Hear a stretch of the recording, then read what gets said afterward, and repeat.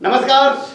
कल लोकसभा चुनाव को लेकर राजस्थान में दूसरे फेज की वोटिंग होगी और चित्तौड़गढ़ संसदीय क्षेत्र में वोट डाले जाएंगे और यह वोटिंग नीमच मंदसौर संसदीय क्षेत्र से सटा हुआ है और इसलिए महत्वपूर्ण है क्योंकि नीमच मंदसौर संसदीय क्षेत्र के चुनाव भी राजस्थान से प्रभावित होते हैं और राजस्थान के चुनाव भी नीमच से प्रभावित होते हैं।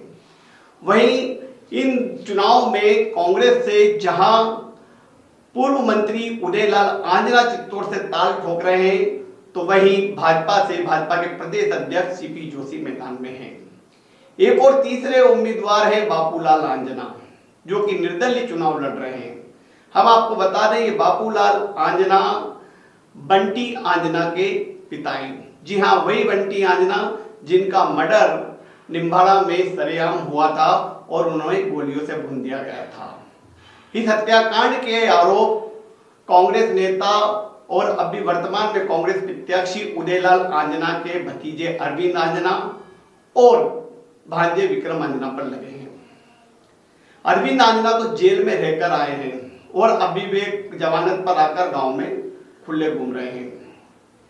चुनाव में कल वोटिंग होना है। इसी बीच बंटी आंजना के पिता बापूलाल आंजना ने एक वीडियो वायरल किया जो कि तेजी से सोशल मीडिया पर फैल रहा है और वे अपील कर रहे हैं कि इस क्षेत्र में आतंक मचाने वालों को जनता वोट ना दे। क्या कहते हैं बंटी आंजना के पिता बापूलाल आंजना और किस तरह से उनका दर्द है वे बयान कर रहे हैं, आप भी सुनिए। बापूलाल आंजना केसुंदा, मैं आपसे हाथ जोड़ के ये निवेदन करता हूँ, उदयलाल आंजना को 4 साल 5 साल में कितनी हत्या करवाई इन्होंने, ये आप जानते ही होंगे कि केसुंदा में करवाई, केरी सिंह मीणा की करवाई, बंटी की करवाई, निम्बाड़ा मेन जेल के सामने हत्या करवाई और 1.5 करोड़ में इनकी सुपारी दी गई थी विक्रम आंजना ने। जो अरविंद आंजना जेल में बंद था उस पर डोर दिए इन्होंने और वापस निकाल लिया, उसको बाहर निकला दिया। अभी घूम रहे, गाँव में घूम रहे अभी भी वो ने कहता है कि मैं बंटी को पहचानता नहीं, बंटी को मारा पहना रहता, कहता है उदयलाल मंत्री के मैं बंटी को नहीं पहचानता हूँ। ऐसे आदमी को मत देना आप, मेरे से आपसे यही निवेदन है हाथ जोड़ के कि ऐसे आदमी को मत देना। तो ये थे बापूलाल आंजना जो कि बंटी आंजना के पिता हैं। वे जनता से अपील कर रहे हैं कि उदयलाल आंजना को वोट नहीं दे क्योंकि उन्हें और उनके परिवार ने एक नहीं बल्कि 4 मर्डर कराए जिसके चलते क्षेत्र में आतंक है और यही स्थिति है कि वहां उनके खिलाफ कोई बोल नहीं पाता है। बंटी आंजना की बात करें तो बंटी आंजना भाजपा कार्यकर्ता था, वहां गांव में एक अपना नेटवर्क चलाता था, युवाओं में उसकी अच्छी पकड़ थी, लेकिन उसका मर्डर हो गया और मर्डर कहाँ हुआ? निम्बाड़ा में सरेआम गोलियों से भून दिया गया।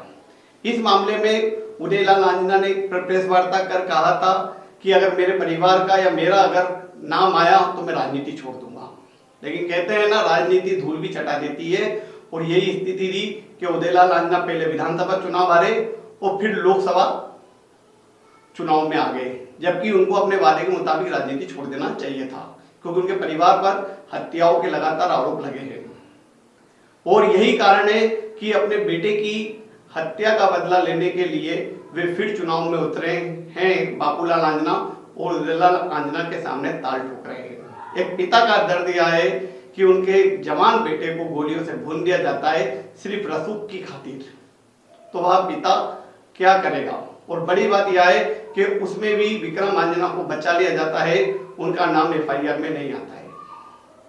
इस पूरे मामले में हमने जब बापूलाल आंजना से बात की तो उन्होंने क्या कहा, आप भी सुनिए।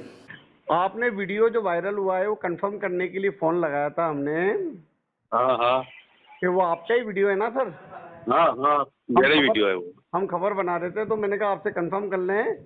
तो हाँ हाँ, इस मामले में क्या हुआ कि आप बंटी के पिताजी बोल रहे हैं ना जिनकी हत्या हो गई थी?